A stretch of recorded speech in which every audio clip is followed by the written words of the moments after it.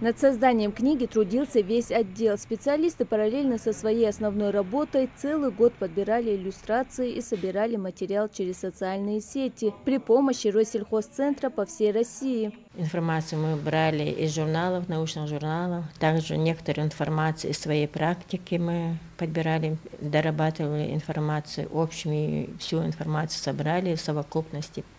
У нас получилась книга, мне кажется, неплохая. Книга «Диалога дачи» – это практическое руководство в формате «Вопрос-ответ», созданное для всех, кто увлекается садом, огородом или комнатными растениями. Ее 100 страниц содержит много полезных советов, от базовых для новичков до таких тонкостей, как выращивание ананаса в домашних условиях. Все изложено просто и продумано до мельчайших деталей. Подбирали, работали над информацией в течение года.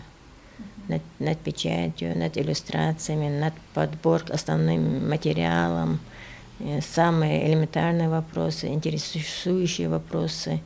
Многие вопросы тут даже мы сами для себя находили очень интересные ответы. Это первая книга, первое издание, так у нас были мелкие обзоры, мелкие информации.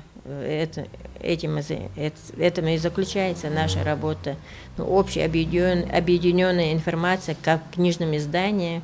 Во всяком случае, на моей практике это впервые. Книга от специалиста филиала Россельхозцентра выйдет в печать в начале 2026 года и будет в свободной продаже. Мадина Богатырева, Акрам Адасхоев, Магаз 24.